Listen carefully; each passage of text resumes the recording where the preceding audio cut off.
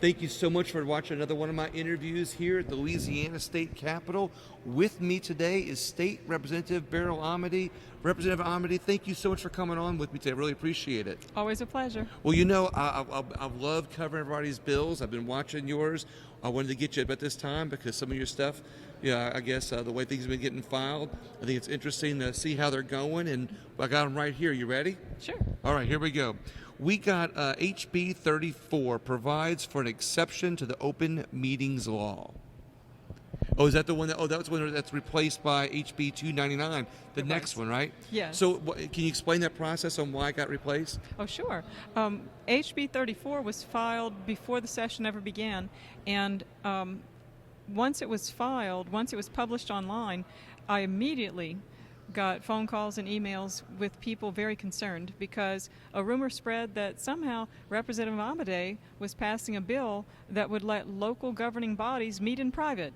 And it's like, no, that's not what it was for. So we redrafted it with better language to make it more clear, and it became House Bill 299. So that's House Bill 299. Yes. So you listen to people in your district. Oh, yes, I like that you listened to them and then you reacted in a positive way and fixed it.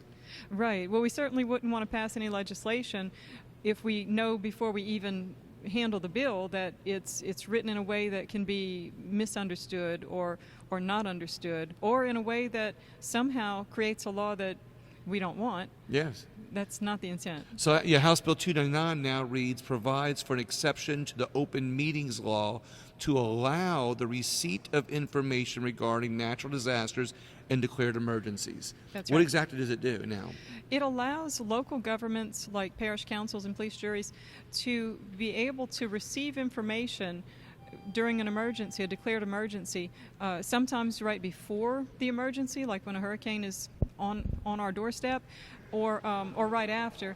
And it has to do with being able to communicate with all of the other entities in a parish or a city that are going to respond in an emergency. So a local emergency operations director who wants to call a meeting and give all of the department heads information or receive information from the department heads or the council members or whoever, they'll be able to do that, and they don't have to follow all the same steps as an official meeting, because what will not be allowed in these meetings would be any action by the political body, whether it's a parish council or a city council. They can't take any official action as a council. They won't be able to discuss items that are on an agenda. They won't be able to poll the members to see how they're going to vote on an item that's going to be on an agenda. So none of that activity is allowed to take place. It's simply an emergency operations type meeting where they plan how we're going to respond to whatever the disaster is. And just out of curiosity, we need a legislation for this because... Well, there was some question. Right now in law, the legislature has an exception to the open meetings law that allows us to do that in times of emergency. And that's how things work well, when we can receive information from the GOSEP director, and we can report information back to him from our district. And so right now in law, until this fully passes, there is no such exception for local government. And so there could be a question as to whether you could have enough members of your police jury or your parish council in the room all at the same time in an emergency operations meeting, because they would be an official quorum. And if you have a quorum present, some people might see that as a violation of the open meetings law, and that was never intended. I love this. So basically just kind of set some standards statewide for people to follow. Yes. I love that. So there's no question. Where is your district anyway? I usually say that in the beginning, but I want to make sure I cover where your district is and your district number. Sure. My district is number 51, and it covers portions of Terrebonne, St. Mary, Assumption, and Lafourche. Okay. Which is, I got all hit by Ida. How y'all doing down there? Yes. Well, every time I go down the bayous, it looks a little bit better each time. There is lots of progress as far as damage repairs and demolitions where needed. We have a number of people still out of regular housing, and so there's still a need for families to be placed in temporary emergency housing, and those applications are being processed I know that the parish, both Terrebonne and Lafourche, the parish works much faster than FEMA, but that's typical because the lower the level of government, the faster it can work, the more nimble it is. And the higher the level of government, the slower it works. So it's not surprising, but we do see a lot of progress. And I'm glad you explained all that because I don't want the people down in those areas hit by Ida to get forgotten. We need them to get as much help as we can. They're definitely not. We make plenty of noise on their behalf all the time. So House Bill 348 provides relative to recreation districts in St. Mary Parish. Yes, that one has passed the House and it's on its way to the Senate, where its first stop will be in committee. This is a bill that was requested by a member of a St. Mary Parish Recreation District, and they simply wanted to have the opportunity to set their per diem at a similar level as surrounding rec districts in other parishes. And so that's what the bill is for. It will allow the St. Mary Parish Recreation Districts to set their per diem anywhere between $10 and $65 per meeting, with a maximum of 12 meetings per year. Okay. And I love the fact that you're listening to your local people in your district, because sometimes, it's not a statewide issue. Legislation's not a statewide issue. Sometimes it just focuses on a district, which tells me that you're listening to the people in those districts. Well, Appreciate that's that. What I'm here for. Exactly. Well, exactly. And I want the people to hear that because not everybody realizes that, these legislators up here like yourself are really trying to look out for the people in their districts. So I always point out those local bills. House Bill 356 provides for the right of parents to access and examine lessons used in their child's education. Yes, that one is one that was requested by parents who were frustrated because they felt that when they request to see the materials that are being used to teach their children, there might be the opportunity for a school to say no if they request to see the actual lessons. And that bill has made it through House Education today. And so next stop is the House floor. And what the bill does is it takes two portions of law. One is the section that we call parental rights in education, and another is another statute. And those sections of law have lists of what parents may access and review. And that includes things like books and online curriculum, for example. And so all we did was add the word lessons into that list of what parents may request to see. So just one word that was left out before, and you're adding it in.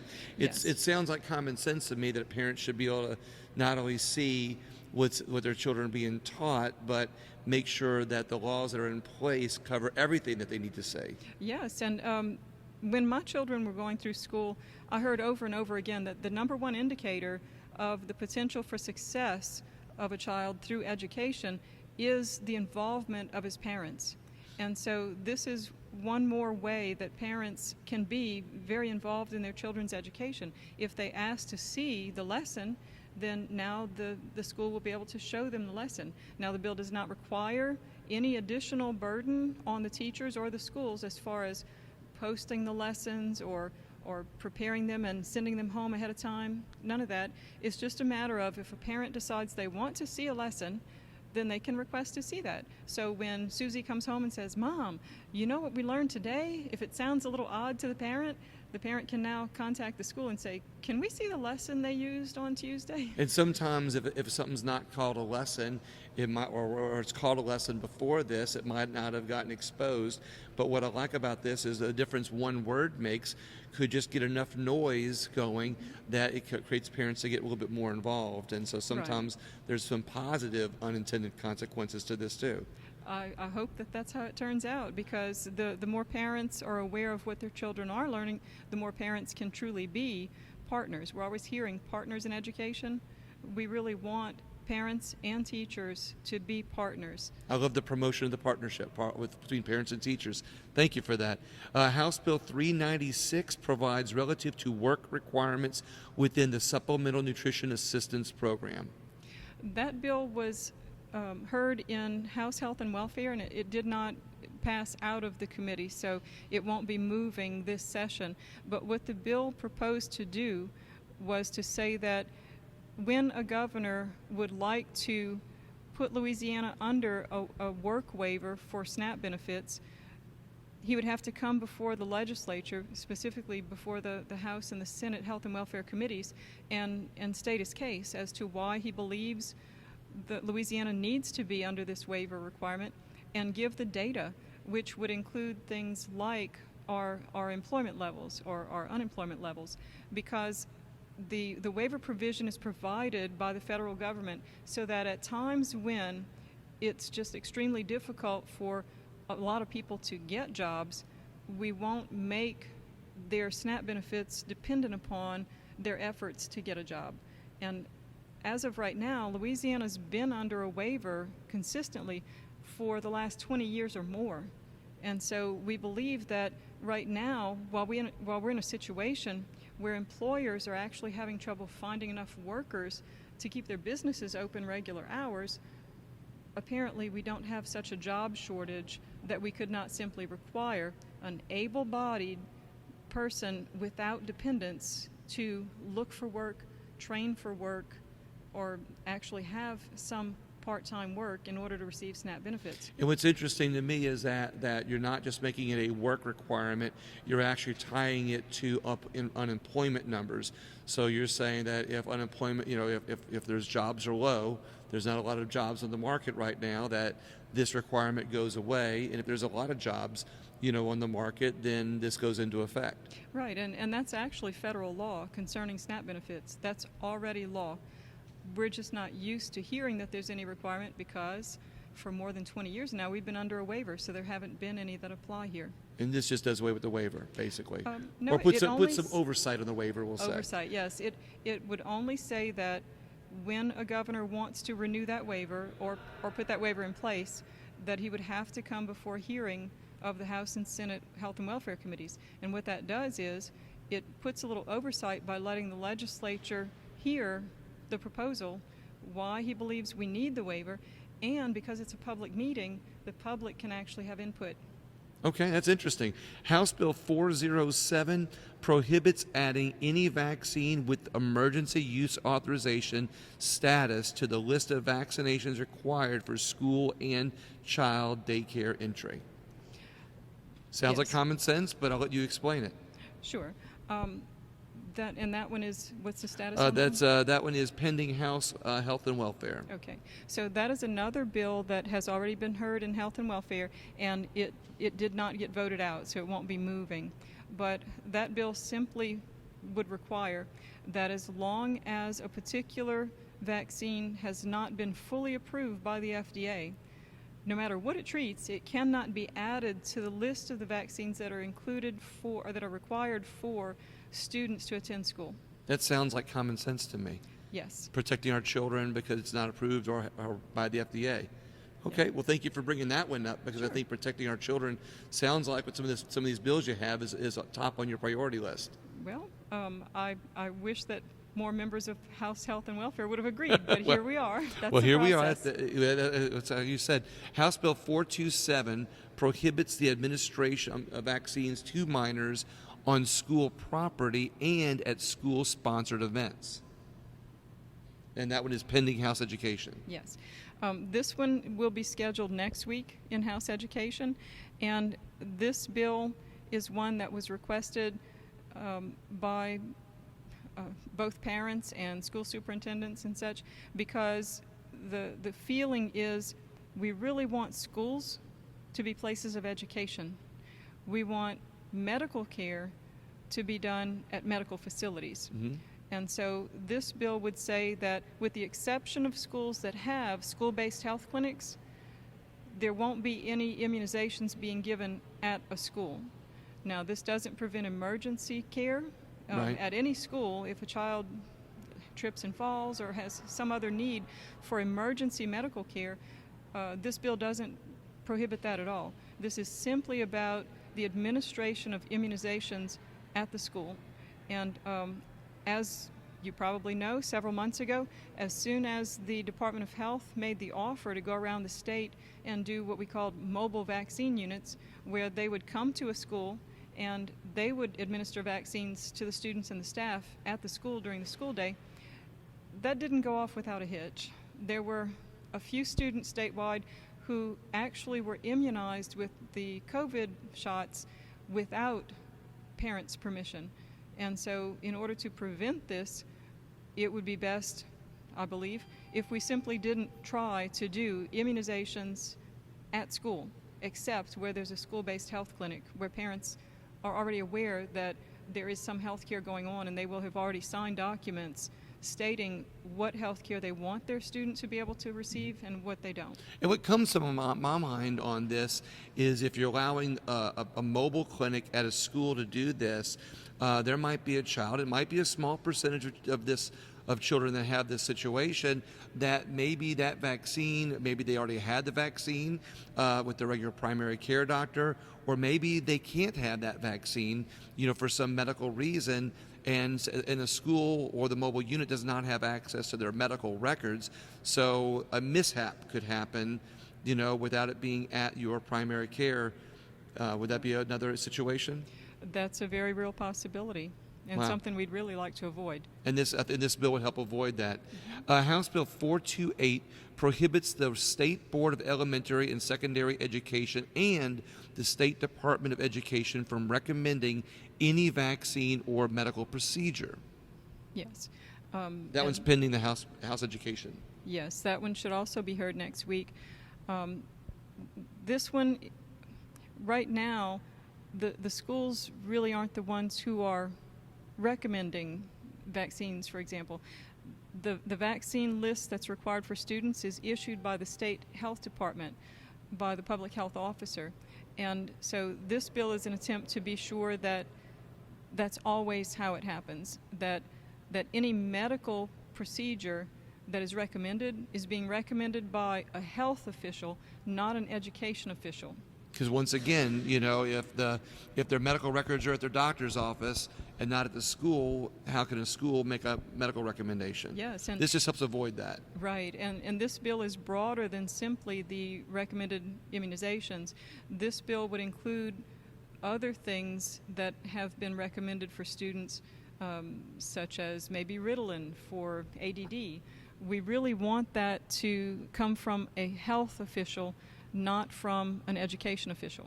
Well, this would create a slippery slope, because the minute you start letting schools administer medication on any level, it only opens a door for future things that they could help, possibly, administer down the road. Right, and really it's not so much about administering, because we already have rules about Recommending, that. right. Recommending, right. A medical recommendation should come from a medical professional. Okay.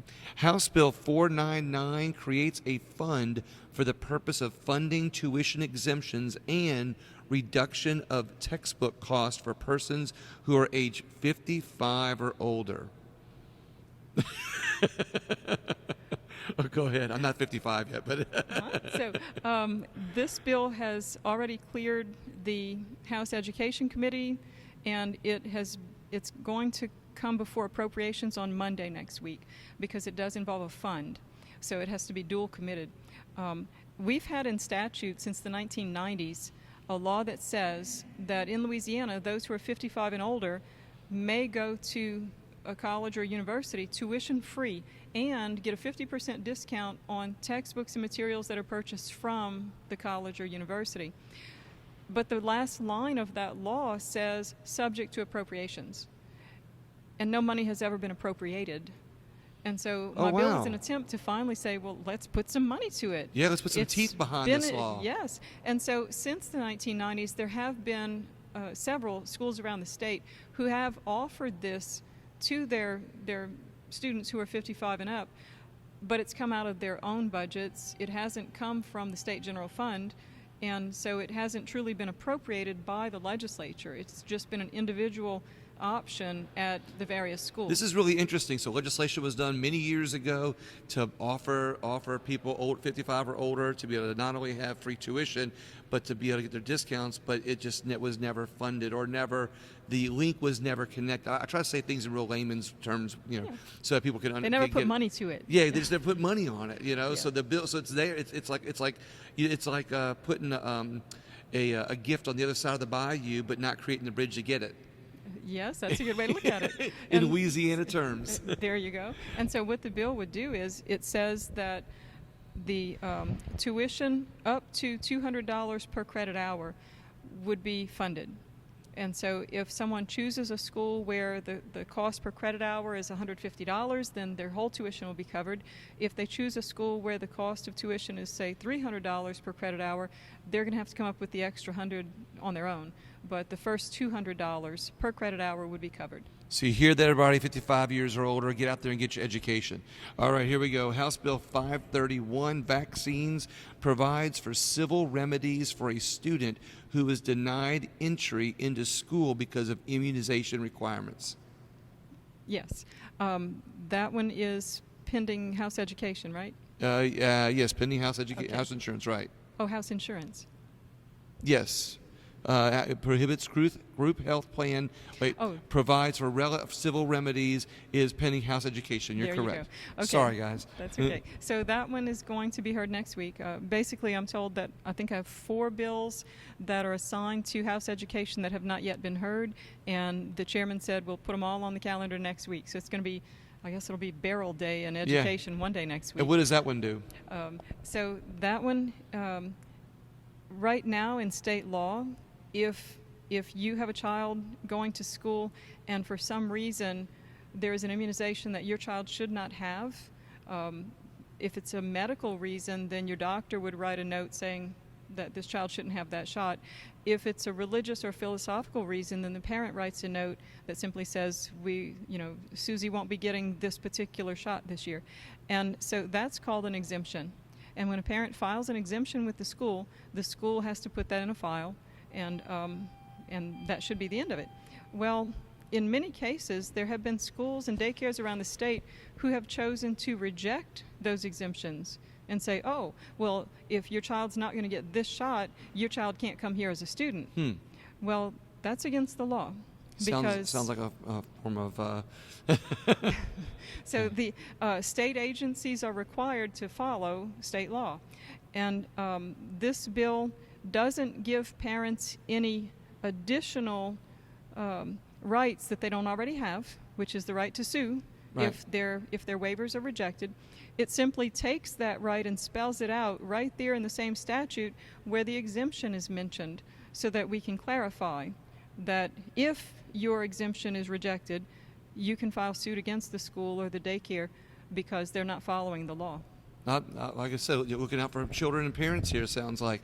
So that was House Bill 531. 535 prohibits group health plan and insurance policy issuers from denying coverage or offering incentives based upon vaccination status. Yes, and that one's pending insurance. Oh, yeah, pending House Insurance, Okay. Correct. Okay, this one is not yet scheduled, and here's the reason. I first drafted a bill like this 2 or 3 years ago.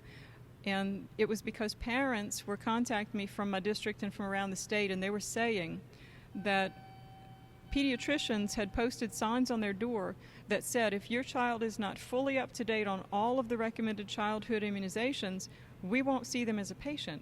And in some towns, especially small rural communities, that meant they couldn't find any pediatrician that would see their child. So we were having an access to care issue. And so I was writing a bill back then that would have said doctors can't do that.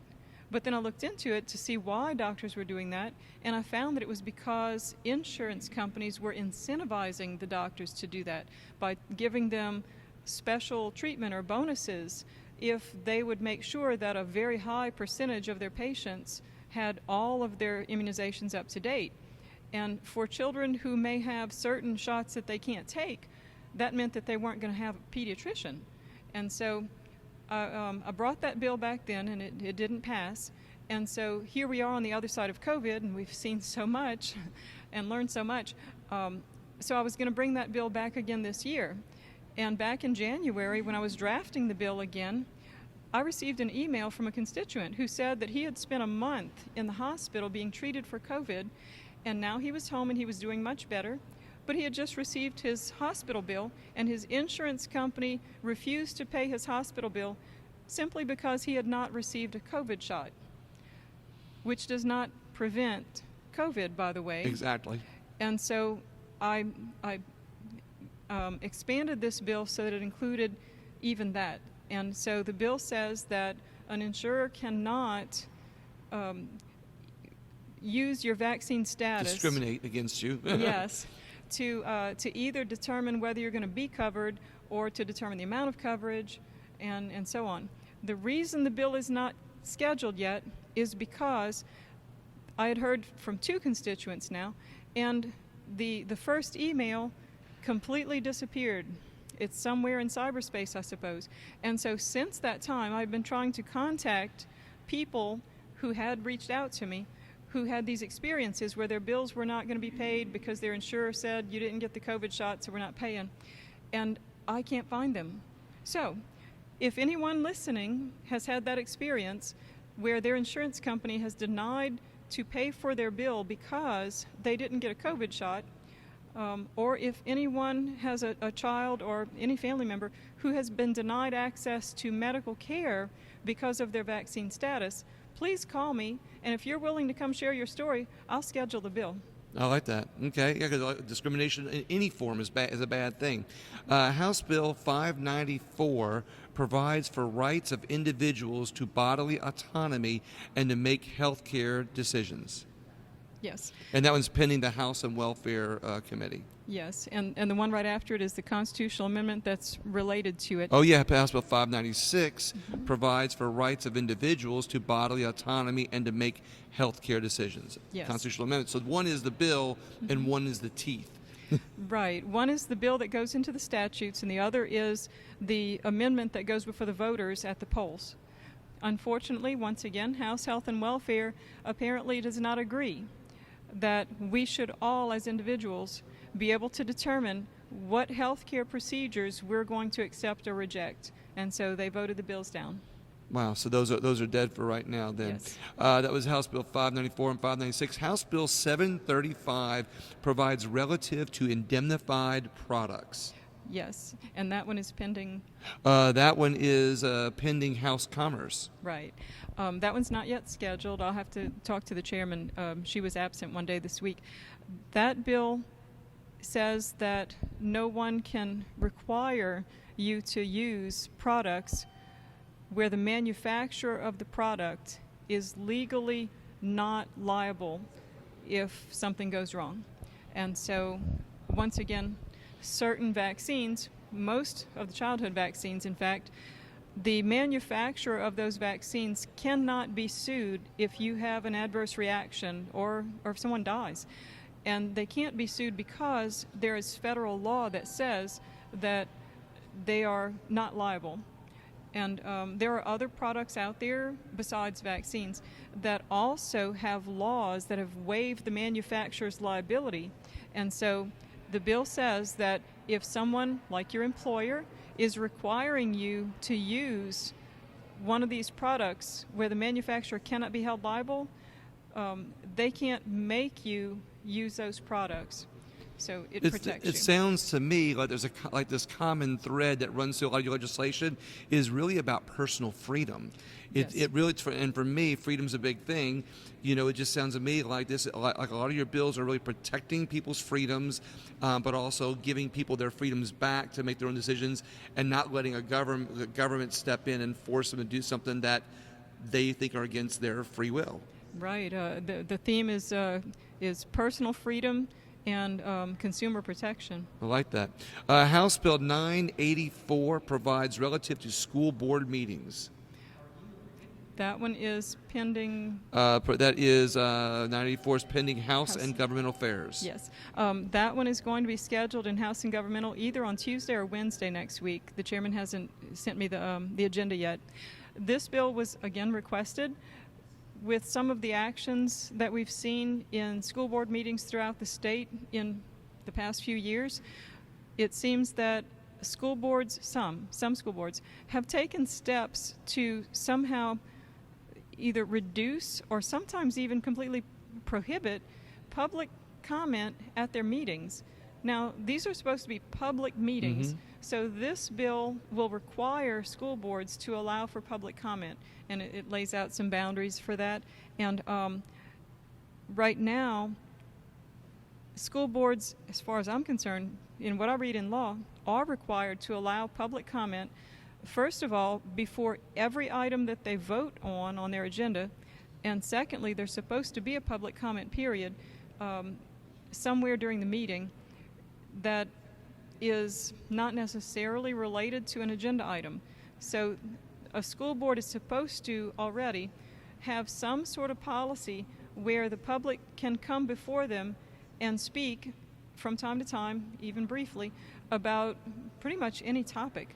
And many of them don't. So this bill would require it. And what I'm understanding is some of them, say it's to cut down on the amount of time or lengthy meetings, and they say, they're going to allow public comment, but only based on what they're talking about that day. But in my opinion on this, I'll have to interject for a second, is that, if schools truly want parents to be more involved, and we're always talking about how parental involvement is a good thing for our children, if you cut parents out of being able to be involved at the school board meetings, we're going to lose some parental involvement. Yep. And so this bill can only help with parental involvement. Yes, I think that in many cases there are parents in certain school districts that have actually given up on even going to school board meetings years ago because they didn't feel like they ever had an opportunity to express anything. So this should help. Yeah, this should help. They have just a few more. House Bill 1026 provides relative to domestic violence. Yes. And that one is pending House Civil Law and Procedure. Right. That one it started out as a 64-page bill, I believe, and it had pages and pages of technical fixes, and it also had a little bit of substance in there. And what we decided was the technical changes we really need to study those and go over them with a fine-tooth comb, and we just don't feel like there's time to really present a 64-page bill and do it justice. So the technical fixes can be handled next year or the year after.